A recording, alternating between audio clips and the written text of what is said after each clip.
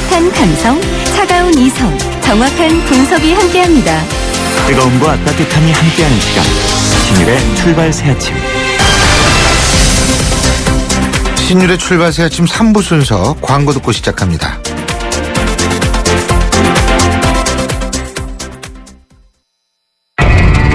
통크한 카타르시스,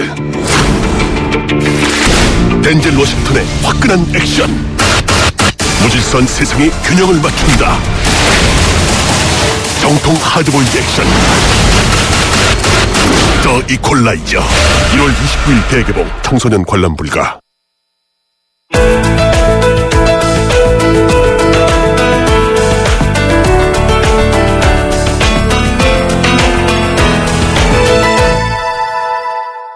연말정산 후폭풍과 관련해서 이번엔 새누리당의 입장을 들어보겠습니다. 어제 정부 여당, 앞서도 제가 이용섭 전 의원과 인터뷰할 때도 말씀을 드렸습니다만 연말정산 보완대책 합의를 발표를 했죠. 자, 이번에는 2013년 조세법 개정 당시에 여당의 협상 파트너였던 분이죠. 새누리당 정책위원회 수석 부의장 나성린 의원 연결합니다. 나 의원님 안녕하십니까? 네, 안녕하세요. 예. 자, 먼저 말입니다. 네네. 5,500만 원 이하 근로자들 세금 인상 부담이 없다. 이렇게 정부가 예상을 했는데 네네. 실제적으로 다른 결과가 나오지 않았습니까? 왜 이런 결과가 나왔다고 보십니까? 네, 지금 좀 그런 결과가 나온 것 같은데요. 예. 말씀하셨다시피 정부는 소득공제에서 세액공제로 전환할 때 연봉 4천만 원 이하는 세금이 줄어들고 예. 연봉 5,500만 원 이하는 세금 인상이 없게 고안했다 이렇게 이제 주장했지 않습니까? 예. 근데 이게 이제 평균 개념입니다. 평균적으로 그렇게 될 아하. 것이다. 예. 그래서 개인의 특성이 다 다르지 않습니까? 예. 자녀 수도 다르고 또 지출도, 교육비, 의료비 지출도 다르고 하다 보니까 어떤 사람은 더 늘어나고 어떤 사람은 이제 줄어드는데 예. 문제는 이제 늘어난 사람들 중에 상당수가 정부가 예상한 것보다 지금 많이 늘어난 것 같습니다. 지금 예. 보니까. 물론 이제 줄어든 사람들이 훨씬 많아요. 이제 저소득층에서는. 아. 이제 뭐 1,600만 우리 봉급생활자 중에서 아마 이 세금 부담이 줄어든 사람이 1,000만 명이 이제 넘을 겁니다. 이제 그분들은 이제 지금 아무 말씀 안 하시고 계신데, 근데 그건 뭐 그렇게 많이 줄어든 건 아닌데, 일단 문제는 중산층 부근 저소득층에서 이제 세금 부담이 늘어난 분들이 있는데 그 이유가 뭐냐면 크게 두 가지죠. 하나는 연말 정산을 위해서 매달 월급에서 떼지 않습니까 우리가? 예. 그래서 나중에 연말에 정산하는데 그동안은 많이 떼고 많이 환급받던 방식을 취했는데 예. 최근에 이제 소비 활성화를 위해서 좀 적게 뗐습니다, 매달. 예. 그러니까 적게 환급받는 방식으로 바뀐 것이죠. 예. 이것이 환급액이 줄어들게 만들었고 일부에서는 세금을 더 내게 만들었고요. 두 번째가 이제 정부가 1,600만 납세자 중에서 샘플을 뽑아서 세부담 변화를 계산했습니다. 그때 보니까. 이러다 보니까 다양한 개인별 특성을 다 감안하지 못한 것이죠. 예. 자녀 수라든지 출산 여부, 뭐 예. 연금보험료, 의료비, 교육비, 부모 부양 정도 이것을 다 감안하지 못하다 보니까 이 특성에 따라서는 세부담이 훨씬 더 늘어나는 분들이 있는 겁니다, 지금. 그분들이 이제 불만을 많이 제기하는 것이죠. 그런데 이런 불만이 나올 거라고 여당 측은 전혀 예상을 그때는 못 하셨던 겁니까? 아니면? 아니, 저희도 예상을 못한 건 아니고, 자, 전체 예. 방향은 옳다. 예. 여야가 다 합의한 거죠. 전체 방향 옳은데, 그리고 고소득층에 더 많이 세금 부담이 증가하게 하는 것도 좋다. 예. 중산층 부분이 이제 문제인데 괜찮겠느냐고 저희가 몇 번 확인했고 그때 또 중산층 세금 폭탄 또 논란이 있어가지고 중산층에 대해서 조정을 하고 있거든요. 그래서 정부는 이 정도 하면 괜찮다 이렇게 이제 한 것이죠. 예. 통과시켰는데 디테일에 있어서는 여야가 이제 논란이 많았습니다. 그때 어제 뭐 이용섭 의원 인터뷰했다니까 아시겠지만 이제 그게 전반적으로는 정부가 괜찮다고 생각했기 때문에 저희가 이제 통과시킨 것이죠. 예. 일부에서 생각보다도 정부 예상보다도 세부담이 훨씬 많이 나는 분들이 지금 나타난 것이죠. 그래서 문제가 된 것입니다. 그러면 어제 당정의 보완 대책이요. 네네. 이렇게 되면은 괜찮아지는 겁니까? 일단은 보완 대책부터 좀 설명해 주시죠. 네네. 우선 보니까 왜 세부담이 많이 늘어났을까 하니까 이제 대체로 몇 가지가 이제 이렇게 원인이 나온 겁니다. 다자녀 가구에서 좀 이제 많이 늘어났고요. 그 다음에 연금 붙는 분들, 그 다음에 이제 독신자들, 여기서 이제 세금 부담이 그렇죠. 이제 늘어났다는 이제 우리가 이제 원인을 밝혀낸 것이죠. 정부에서. 그래서 여기에 대해서 일단, 보완책을 마련한 겁니다. 방향을 제시한 것이죠. 어제 한 거는 방향을 제시한 겁니다. 자, 여기서 문제가 있으니까 여기를 보완을 하겠다. 그런데 확실한 이제 보완 정도는 3월 말에 가서 이제 이게 그림이 나와야 됩니다. 지금 이제 세부담이 늘어난 분도 있고 줄어든 분도 있고 늘어난 분도 얼마나 많이 늘어났는지 알 수가 없어요. 예. 지금 이제 각자가 이제 라프와 계산해서 이제 이렇게 막 주장하는 것이거든요. 예. 그렇기 때문에 정확한 그림은 이제 3월 말에 가서 이제 보면은 알 수가 있고 그때 가서 저희가 이 보완책의 그 정도를 정할 겁니다. 만약에 이제 뭐 자녀세액 공제를 우리가 요번에 인상하겠다 했는데 얼마나 인상할 것인가 그런 것들 이제 그때 가서 이제 정하는 것이죠. 예. 그렇군요. 그리고 이 소급 적용을 하기로 한 거 아닙니까? 그죠? 예, 요번에 저희가 당에서 이제 강하게 요구를 했죠. 당에서 강하게 요구했다고 말씀하셨는데 그럼 또 한 가지 여쭤볼 게 네네. 사실 최경환 경제부총리가 이제 그저께 기자회견을 한 거죠. 네네. 그리고 어제 당정 협의를 가진 건데 네네. 정부의 입장이 그저께하고 어저께하고 많이 달라진 건 사실 아니에요. 그죠? 좀 달라졌다고 봐야죠. 왜냐하면 정부는 이게 전례도 없고 소급 적용이라는 것이 예. 행정적으로 굉장히 어렵다. 예. 가능하면 소급 적용을 안 하고 이제 다음 연말정산분부터 했으면 그렇게 하는 것이죠. 근데 이제 저희 당으로서는 당장 문제가 생겨서 민심이 들끓는데 1년을 기다릴 수 없는 것이죠. 이번에 어떤 문제가 된 거는 이제 고치고 지나가야 되겠다. 그동안 전례는 없지만 근데 그런 입장이었고 최경환 부총리는 이제 물론 지금 장관이지만 또 동시에 또 정무적인 판단을 하는 정치인 아닙니까? 예. 그러니까 이제 어느 정도 당의 입장을 이해하고 당이 이제 여야가 합의를 해서 소급을 가져오면은 예. 정부도 그렇게 따르겠다 이렇게 이야기한 것이죠. 그런데요, 이용섭 의원 같은 경우에 이제 소급 적용 문제 같은 경우 이렇게 얘기를 하더라고요. 이게 네. 정치적 행위지, 네. 이게 큰 그림을 갖고 접근해야 되는데 너무 미봉책에 불과하다. 네. 그래서 결국 새로운 문제가 나타날 수 있다. 동의하십니까? 어떻게 보십니까?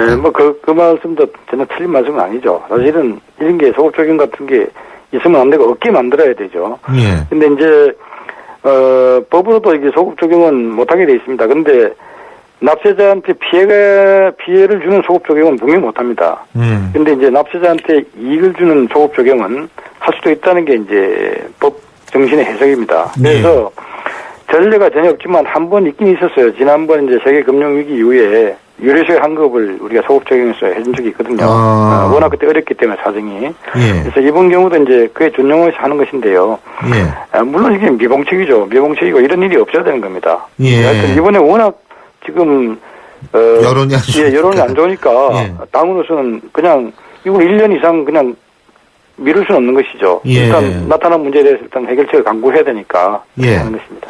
그리고요, 그 세금 내는 거 분납한다는 그런 얘기도 있지 않습니까? 네네네.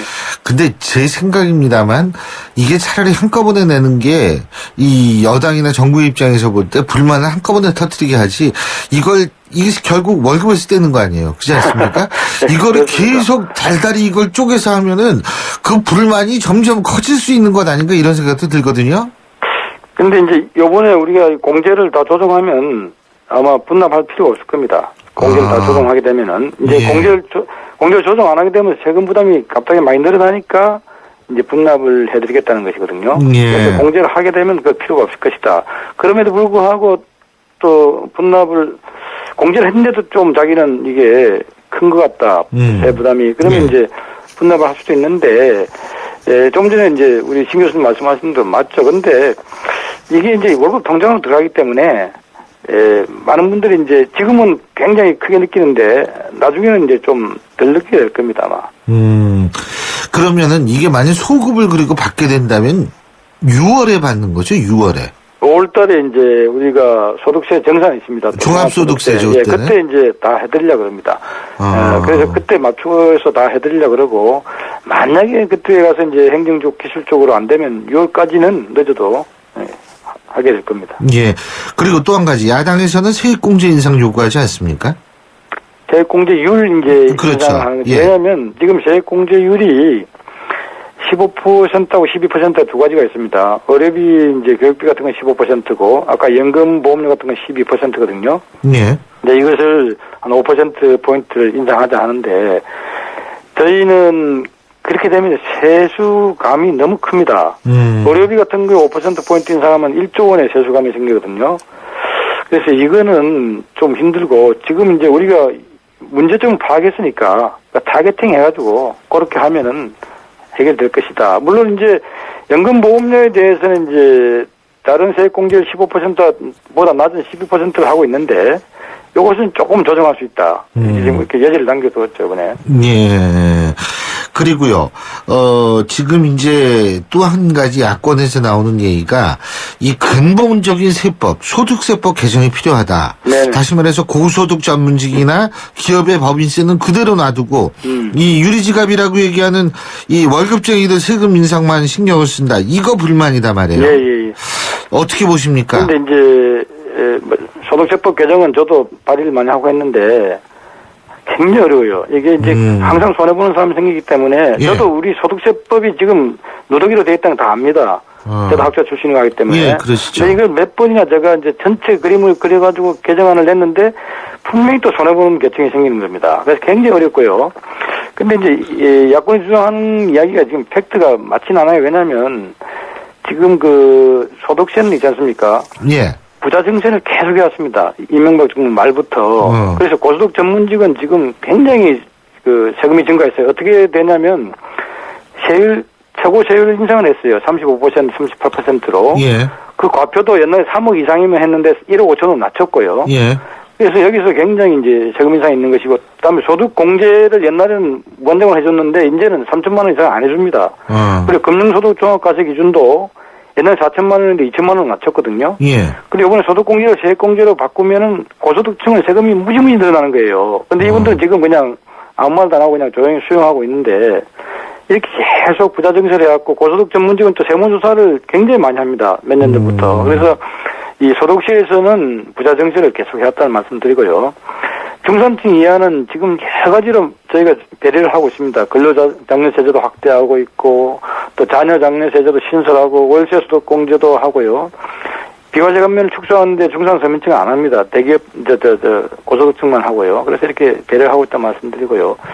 법인세에 대해서 이제 많은 이제 이의제기가 있지 않습니까? 예. 민주당에서. 근데 저희도 이제 법인세를 1, 2% 뭐 3% 올리면 세수가 금방 늘어난다는 건 다 알죠.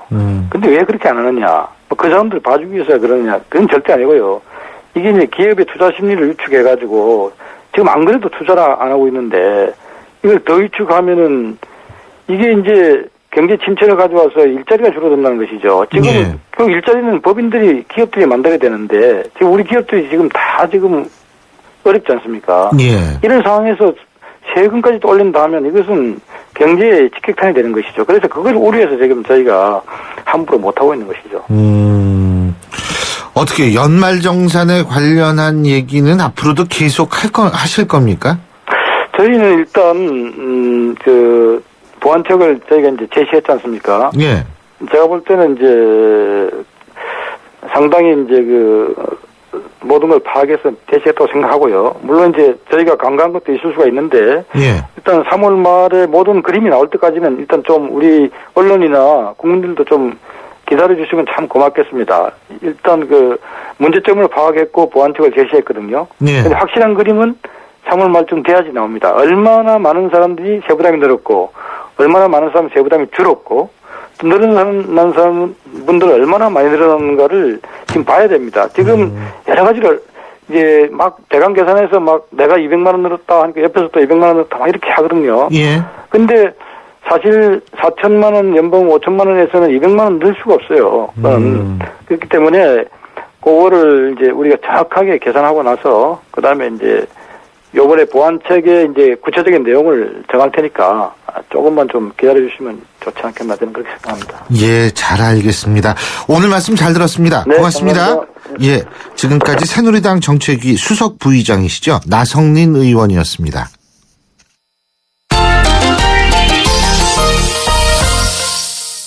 스포츠 소식 알아보겠습니다. 경향신문 김세훈 기자 연결합니다. 김세훈 기자. 네, 안녕하세요. 예, 오늘인가요? 그 축구 대표팀 8강전 아시안컵? 네네. 예? 예. 뭐 손흥민 선수도 나가는 모양이에요? 예? 네. 오늘 오후 4시 반입니다. 우리나라하고 우즈베키스탄하고 아시안컵 축구 축구 대회 8강전 단판 승부. 90분 치르고 안 되면 연장전 하고 그거에서 안 되면 승부차기까지 가면서 승패를 갈라야 되는 경기인데요. 네. 우리가 지금 구자철 선수도 어제 이제 부상으로 귀국을 했고 이청용도 일찌감치 빠졌고 해서 좀 주전들이 많이 부상으로 고생을 하고 있는 상황입니다. 거기에 손흥민 선수가 이제 어제도 인터뷰를 하면서 아시안컵 놀러 온 게 아니다. 나의 개인의 목표보다는 팀의 목표를 위해서 최선을 다하겠다. 이런 얘기를 했는데요.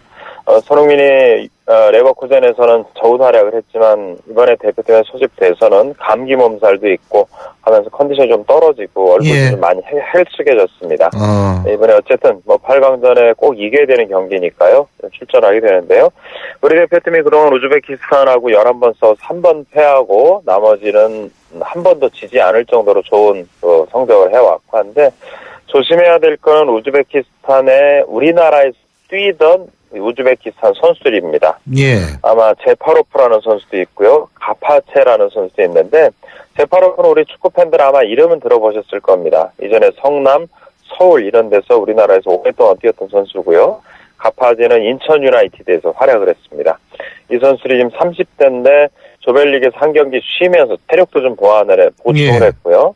특히 제파로프는 워낙 기량이 좋은 선수이기 때문에 우리 선수는 이 선수를 좀 집중적으로 경기를 해야 되는데 우즈베키스탄 감독이 자기는 90분 안에 경기를 마치고 싶다 이런 얘기를 했습니다. 그러니까 무승부 없이 그러겠다는 거죠? 그렇죠. 90분 안에 경기를 이제 끝내지 못하게 되면 연장전을 또 15분씩에 30분을 해야 되니까요. 그렇죠. 그렇게 오래 가고 싶지 않고 90분 안에 끝내겠다. 이런 지금 각오를 밝히고 있고. 90분 안에 지면 돼요. 그러면 간단하게 끝나는 거죠. 그렇습니다.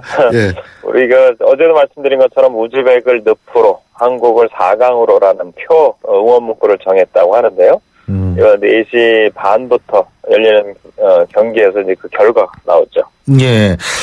자, 야구 얘기인데 피츠버그로 간 강정호 선수요. 세부 계약이 공개가 됐는데 주전으로 뛰면서 이 두둑한 보너스를 주전으로 뛰어야만 보너스를 받을 수 있는 이런 조건이라고 그러네요. 그렇습니다. 주전으로 못 뛰면 안 된다는 거죠, 그러니까. 그렇죠. 예, 지금 4년 동안 이제 계약을 했는데 계약 조건은 그동안보다는 약간 금액이 좀 줄어들었어요. 예. 그래서 이제 올해하고 내년에 기본급으로 250만 달러, 2007년에 275만 달러, 2018년에 300만 달러 이렇게 받는 조건인데 메이저리그 평균 연봉이 380만 달러입니다. 기본급으로만 보면은 그거보다 조금 적은 건데요. 지금 어제 이제 외신들을 통해서 계약 조건이 공개가 됐는데 한마디로 475타석 이상을 들어서야 보너스가 나오게 됩니다. 예. 근데 메이저리그가 아시겠지만 경기가 162경기입니다. 예. 거기서 475타석을 들어서려고 하면 한 경기당 3타석 이상을 뛰어야 되거든요. 그렇죠. 딴 사람도 그러니까 잘 쳐줘야죠, 그러면은. 그렇습니다. 이게 예. 주전이 안 되면은 이룰 수가 없는 목표죠.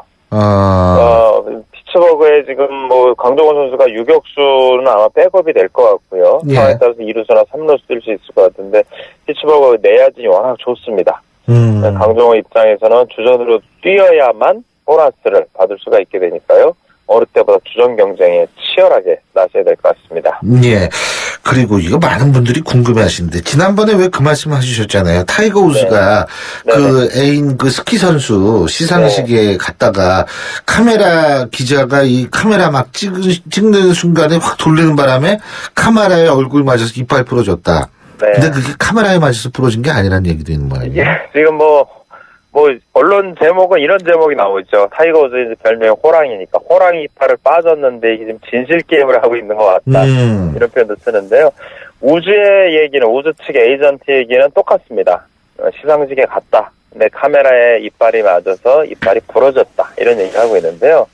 이러다 보니까 이제 좀 비난을 받는 쪽이 대회 조직위원회입니다. 예. 아니 조직위원회에 이 정도 VIP 선수가 왔으면 좀 이렇게 보호를 좀 잘해서 사고 없이 해야 되는 거지. 그 보호를 제대로 못한 거 아니야. 이렇게 비판을 받으니까요.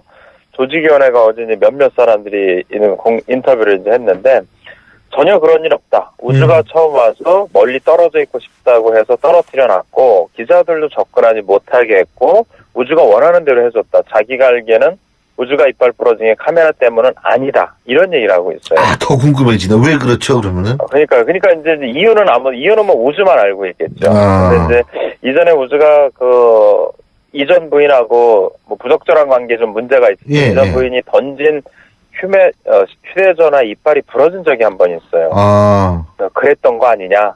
아니면 뭐 이동하거나 하는 다른 데서 어떻게 다쳤던 거 아니냐? 아니면 지금이 린지본이란 애인하고 또 무슨 문제가 있어서 다투다가 부러진 게 아니냐? 이런 얘기를 나오고 있는데, 우주가 이달 말에 이제 소니 오픈, 휴스턴 오픈이랑 골프 대회 나오게 됩니다. 예. 그때 나오게 되면 이거 웃지도 못할 것 같고요. 예. 이빨이 하나 빠졌으니까. 뭐 그렇죠. 그런, 이를 이제 모양으로라도 끼고 나올지도 모르지만, 어쨌든 뭐 타이거 우즈 이빨 얘기가 계속 좀 화제가 될 거로 보입니다.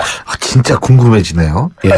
앞으로 계속 후속 취재를 좀 해주셨으면 좋겠습니다. 알겠습니다. 오늘 말씀 잘 들었습니다. 고맙습니다. 네, 고맙습니다. 예, 지금까지 경향신문 김세용 기자였습니다. 토마토가 그렇게 좋다길래 인터넷 검색을 해봤어요. 어머, 근데 토마토 진짜 좋아. 회식 많은 우리 대리운전 고객님, 특히 남자 고객님, 홍제동 김수미 강력 추천이 와요. 좌우로 정렬 2588 토마토 좋네, 토마토 좋아 2588. 밖에서는 날씨 때문에, 집에서는 아래층 때문에 마음껏 뛰놀지 못하는 아이들. 미안한 만큼 더 좋은 것만 주고 싶다면 서울우유 한 잔을 건네보세요. 우유는 몸에 힘을 주고 행복은 마음에 힘을 줍니다. 서울우유. 신율의 출발새 지금 3부 순서는 여기까지입니다. 잠시 뒤 4부에서 뵙죠.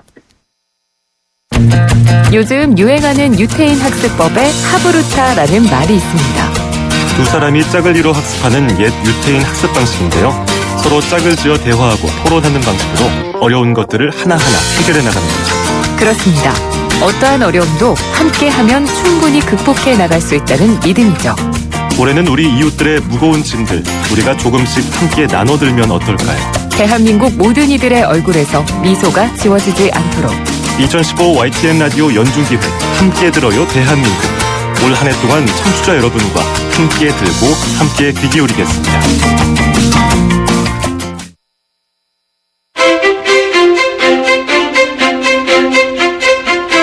여러분은 지금 신율 교수가 진행하는 출발 새 아침을 듣고 계십니다. 신율의 출발 새 아침 4부 순서 광고 듣고 시작합니다.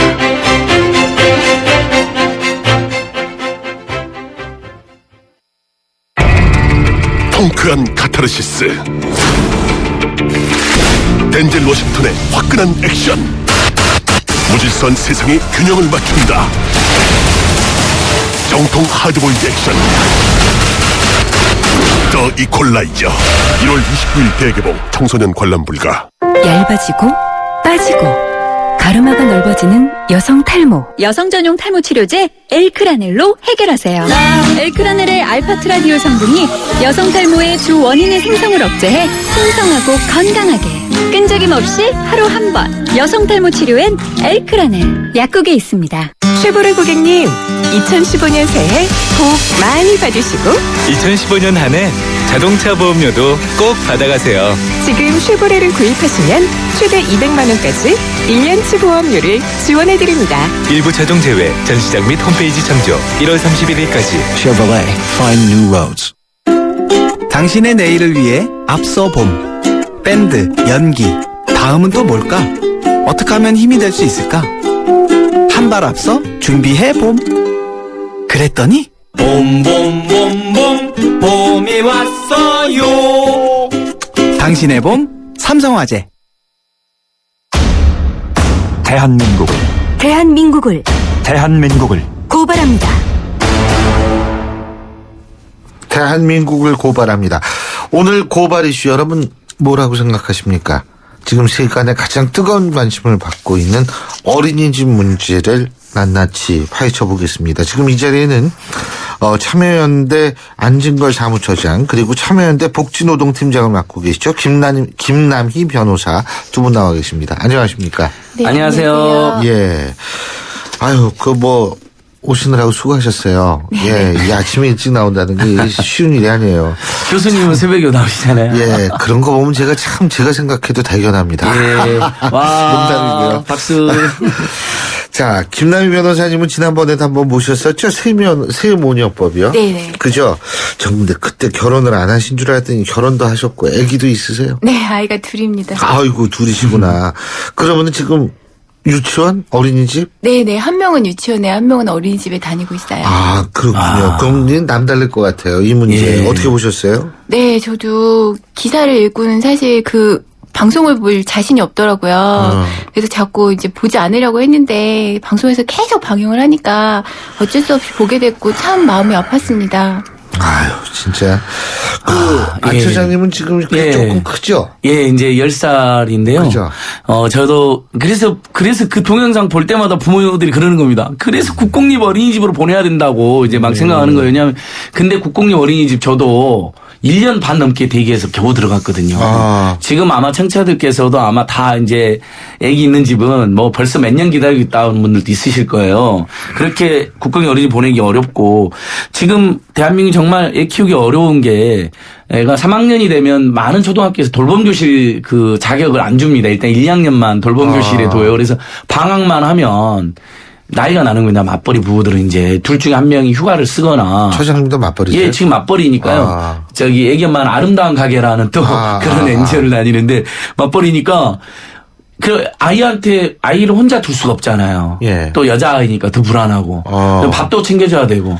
그러니까 지금 막 오전에 사무실 겨우 막 사정해가지고 반차 쓰고 밥 챙겨주고 나가고 막 이런 일이 발생하거든요. 그러니까 어린아이는 국공립 어린이집 없어서 부모들은 부모들대로 불안하고 또 학교 가면 3학년 때부터 돌봄교실 안 되니까 그것대로 불안하고 그래서 공공보육 돌봄이라는 서비스 제도가 있는데 그거 신청했는데 지금 1년 정도 됐는데 아직 안 오고 있더라고요.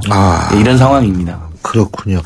근데 김 변호사님, 이번 사태, 어린이집 사태 가장 근본적인 문제점은 뭐라고 보십니까? 네, 어린이집 같은 경우에 국공립 시설이 시설수로는 5%, 아동수 기준으로는 10%밖에 안 되고 90%는 모두 민간이 운영하는 사설 어린이집이에요. 대학하고 똑같네요. 네네. 그래서 어린이집을 민간이 운영하게 되면 아무래도 사업으로 하게 되니까 수익을 내려고 할 수밖에 없어요. 그래서 정부는 지원금은 주지만 관리 감독은 거의 하지 못하고 있는 게 사실이라서 이제 민간 어린이집 경우에는 인건비를 줄이기 위해서 보육교사 같은 경우는 경력이 짧은 사람을 선호하고 오히려 연차가 올라가면은 해고하는 경우들도 많다고 해요.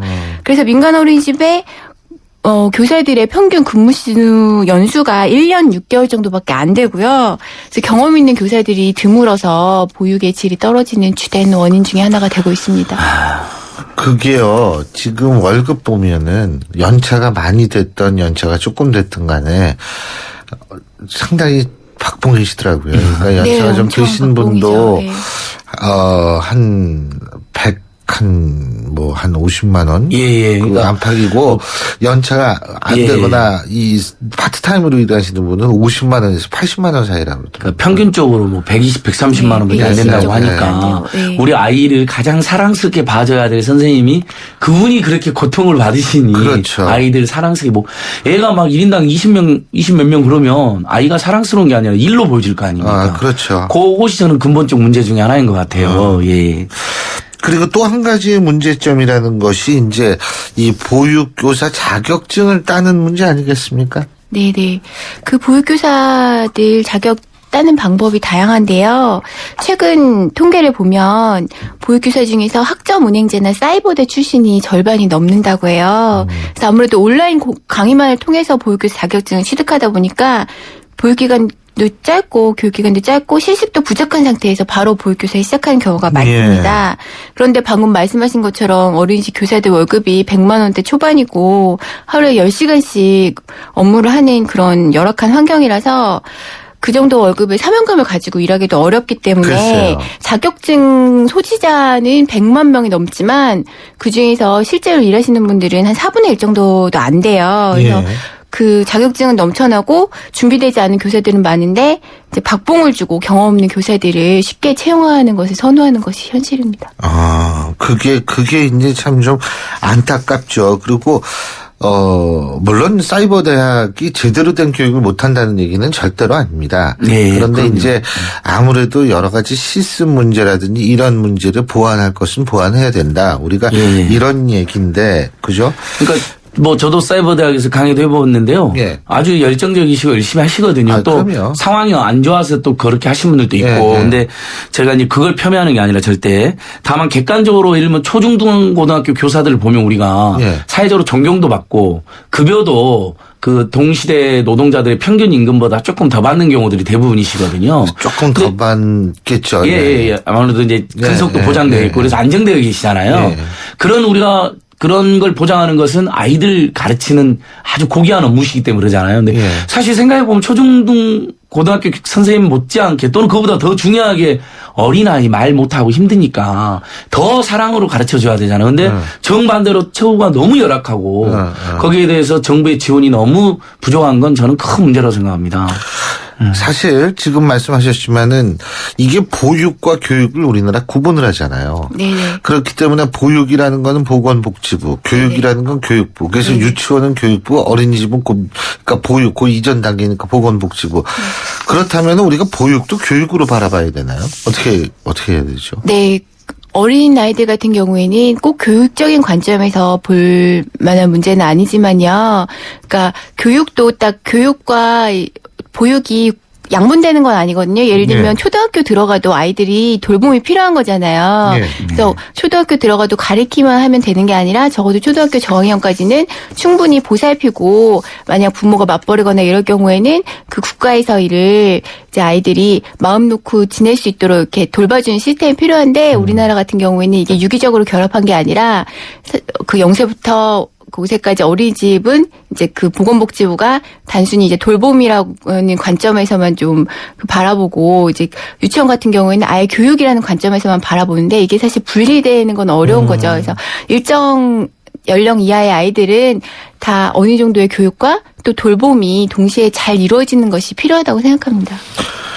예, 그렇습니다. 그러고 이게 이제 인성교육 이것도 상당히 좀 필요할 것 같아요. 근데 저도 돌이켜보면 뭐 이 인성교육, 그러니까 선생님들에 대한 전반적인 인성교육이 필요하다고 보는 게 안 처장님은 지금 나이가 비교적 저보다 훨씬 젊으셔가지고 그런 경험을 못 보셨겠지만 저는 중고등학교 다닐 때 선생님들이 붕붕 날리는 거를 자주 봤어요. 밀걸레로 한 100대씩 맞고 그러셨죠. 근데 차라리 그렇게 이 마대자루가 아니라 이 다걸레자루로 맞는 거는 차라리 난데 문제는 거의 폭행 수준으로 우리 때는 그랬거든요. 그러니까 막 신발을 벗어서 갑자기 쓰레바짝으로 막 팔기 시작하면서 붕붕 날르는 그러니까 우리가 이렇게 볼 때는 집에 분명히 무슨 일이 있었다. 스트레스를 지금 우리한테 푸는 거다. 솔직히 그런 선생님들도 많았습니다. 저희 때까지만 해도 저도 많이 경험했고요. 선생님, 제가 영어 시간에 수학책 보다 걸려가지고 밀걸레로 100대 맞았는데 정말 눈물이 펑펑 흘렸던 기억이 납니다. 그러니까 물론 제가 잘못했는데 그렇다고 100대까지 때릴 일이었는가. 근데 보면 정말 다른 친구도 그렇게 많이 맞았거든요. 저는 고등학교 다닐 때 그 부교재 쓴다고 지리 시간인가 기억이 잘 안 나는데 밖에 나가 있었잖아요. 왜 부교재 왜 쓰냐고 그랬다가 지금 생각해도 그건 억울해요, 내가. 그때도 이빠른 말을 하신 거예요. 지금 그때 생각 지금도 억울한데. 근데요. 어쨌든 인성교육은 필요할 것 같아요. 근데 이게 안 되니까 지금 문제 아니에요, 어린이집. 네. 제가 드는 생각은 지금 얘기하신 것처럼 사회의 일상에 폭력이 일상화된 사회에서 아동학대도 발생할 수밖에 없는 것 같아요. 그러니까 지금은 예전처럼 이렇게 처벌이 일상화되진 않았잖아요. 그래서 어린이집에서도 처벌을 하면 안 되고 이제 학대가 일어나서 안 된다는 걸 굉장히 인지는 하고는 있는데 아직까지도 우리나라가 폭력에 대해서 상당히 관대한 나라인 것 같아요. 그래서 아동폭력도 굉장히 특히 아동폭력의 사실 95%는 가정에서 부모로부터 발생하기도 하거든요. 아동학대 같은 경우에는. 그래서 사회 전반적으로 폭력에 대한 감수성이 상당히 좀 떨어지고 약자가 약자를 오히려 이제 강자가 약자를 괴롭히니까 약자가 더 약자를 괴롭히고 이런 사회적 문화도 있는 것 같고요. 이제 교육도 그러니까 너무 이렇게 바쁜 상황에서 그러니까 온라인 고용만으로도 인성교육이 안 이루어질 뿐만 아니라 현장에 나오면 더 불가능한 거죠. 하루에 10시간씩 근무한 사람에게 너 교육 따로 받아라, 인성교육 받아라 이렇게 하면 그게 불가능하잖아요. 예. 그러니까 근데 이제 보면 초, 중, 고등학교 교사 선생님들도 나눔 교육 연수, 뭐 인권 교육 연수를 따로 받으시거든요. 예.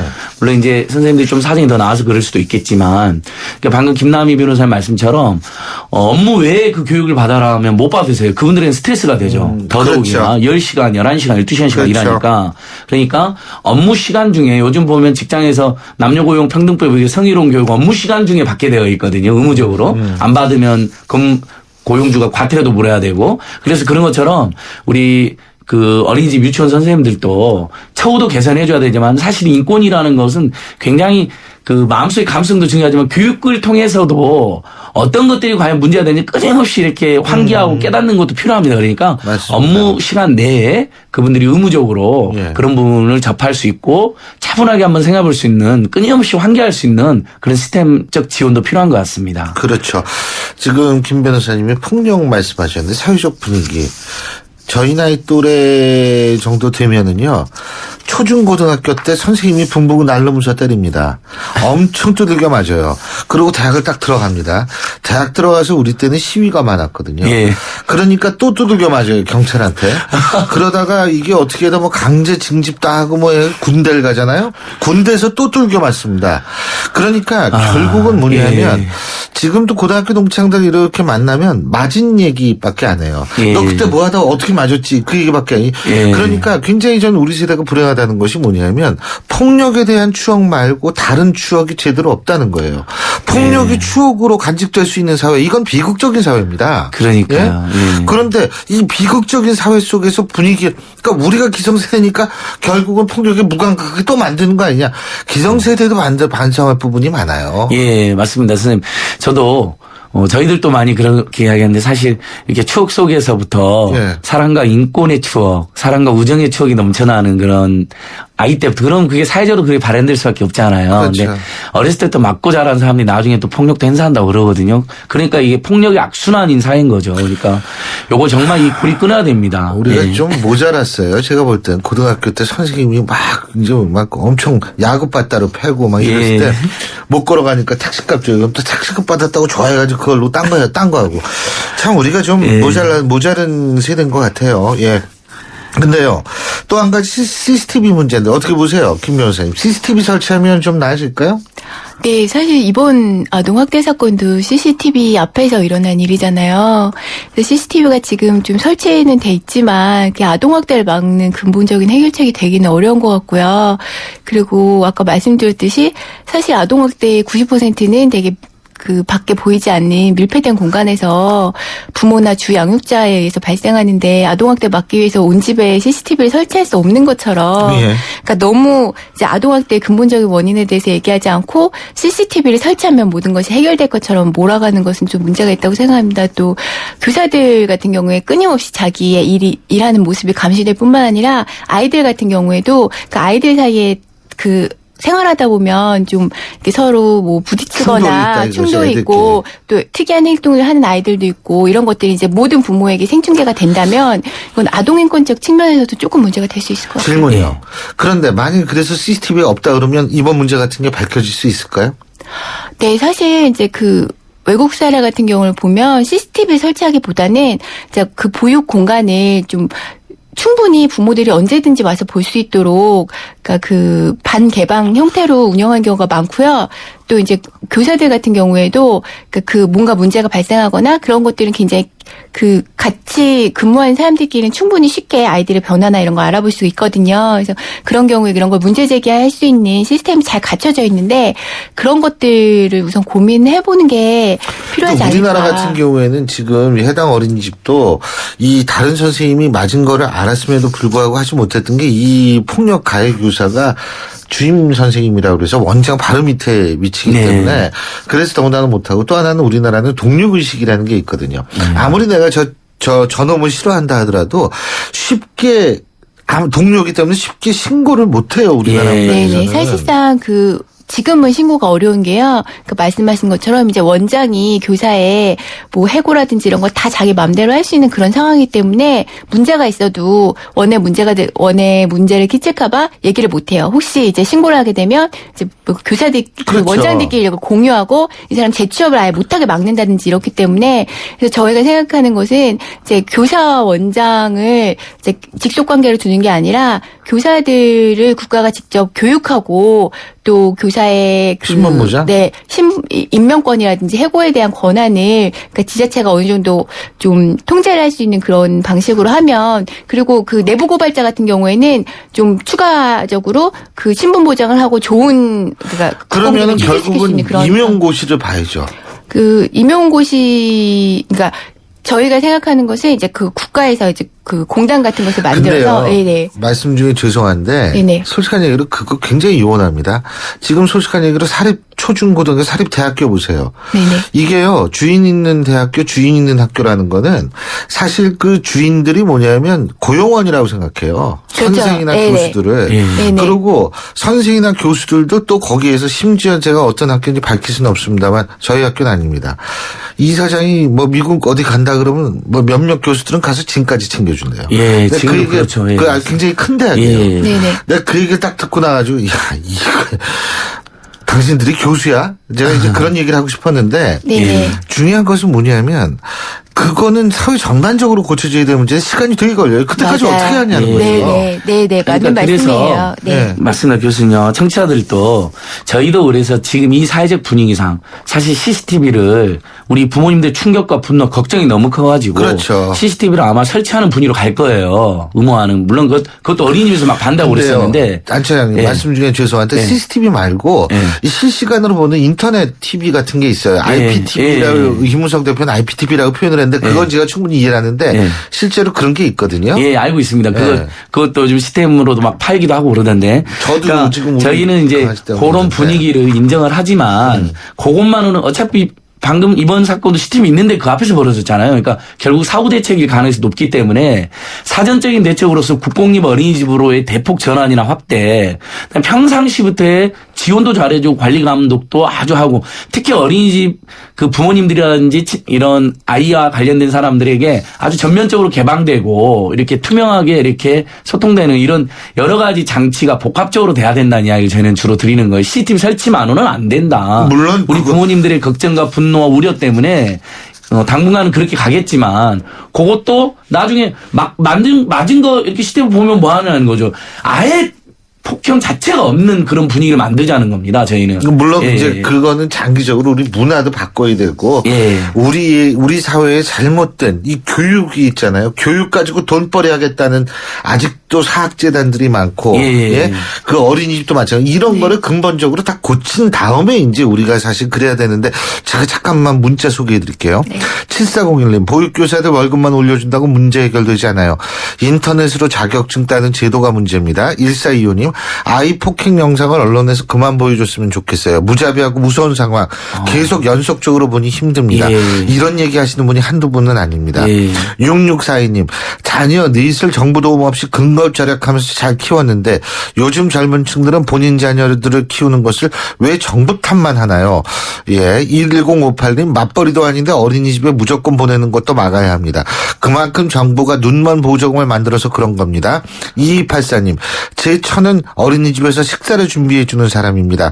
어제 어린이가 장난감 가지고 놀다가 혼자 넘어졌는데 목격자라고 부모가 호출해서 밤늦게 갔다 왔어요. 이런 글도 또 보내주셨고요. 9268님 라디오 듣다 보니까 중학교 때 최소 100대 이상 때린 영어 선생님 생각나네요. 예, 저는 참 여러 가지 생각이 많이 나는데 자 문자 들으시고 소감 어떠신지 간단하게 한마디만 해주시죠. 먼저 김 변호사님. 예. 네, 저 폭력에 대한 추억이 참 많으신 것 같고요. 이제 교수님이 얘기하신 것처럼 이제 많은 그러니까 그런 생각이 들어요. 이제 어린이집을 그 국가가 눈먼 보조금을 풀었다라는 데 굉장히 동의를 하고요. 이제 정말 준비되지 않은 상황에서 쉽게 어린이집을 늘리고 정책을 추진한 것이 결국 이런 상황으로 이런 것이 아닌가. 그래서 이제는 정말 너무 쉬운 해결책이 아니라 네. 제대로 된 해결책을 모색해야 될 것 같습니다. 알겠습니다. 한차연. 예, 저는 공적인 것은 공적에 맡기자. 우리가 예를 들면 길거리에 무슨 사이다나 튀김을 지금 국공립으로 하자는 거 아니잖아요. 그런 건 사적으로 하되 아이 키우고 교육하는 문제. 이건 우리나라의 미래이고 또 이분들은 경제적 능력이라든지 아직까지 약자들이잖아요. 어린이나 학생은. 이건 사회적으로 공적으로 무조건 책임지자. 예, 이런 분위기로 가야 된다고 생각합니다. 그래야 알겠습니다. 그것 말고는 해법이 없다고 생각합니다. 예. 자, 지금까지 어린이집 문제 알아봤는데요. 지금까지 참여연대 안진걸 협동사무처장 그리고 참여연대 김남희 변호사 두 분과 함께했습니다. 오늘 말씀 잘 들었습니다. 고맙습니다. 네, 고맙습니다. 당신이 현대자동차를 구입했거나 렌트, 리스를 했다면 당신은 지금 현대자동차 블루멤버스 회원입니다. 주유, 쇼핑, 보험, 차량 관리까지 최대 200만 포인트로 즐기는 카라이프의 모든 것. 현대자동차 블루멤버스. 자세한 내용은 홈페이지 참조. 그림 찾아가는 영화세 시봉 그때 그 거리 그 사람 영화세 시봉 요 정우 김민석 한효주 김희애 김민권 친구 강하늘 장현성 조폭래 다 나왔네 따뜻한 영화세 시봉 세시봉 영화세 시봉 2월 5일 대개봉 15세 이상 관람가. 여러분, 새해 복 많이 받는 방법 아세요? 바로 온가족 무료! 가족끼리 포인트를 공유하면 최신 폰 최대 60만 포인트 할인! 함께 쓰는 집전화 인터넷은 기본, 가족 누구나 무한 멤버십까지! 복도 혜택도 많이 받으세요! 가족이 힘이다! 그러니까 NK텔레콤. 자세한 내용 홈페이지 참조. 안 보이니까 감추죠. 별일 없겠죠. 손발톱 무좀 방치하면 손발톱 건강을 잃을 수 있습니다. 이젠 풀케어 국내 최초 갈거나 닦을 필요 없이 오니텍 특허 기술로 침투는 빠르게. 와, 정말 좋아졌다. 방치하지 말고 풀케어 하세요. 이탈리아 글로벌 제약회사 메나리니. 신율의 출발새 아침 저희가 준비한 순서는 여기까지입니다. 저는 내일 오전 7시 15분에 여러분 다시 찾아뵙죠. 지금까지 신율이었습니다. 고맙습니다.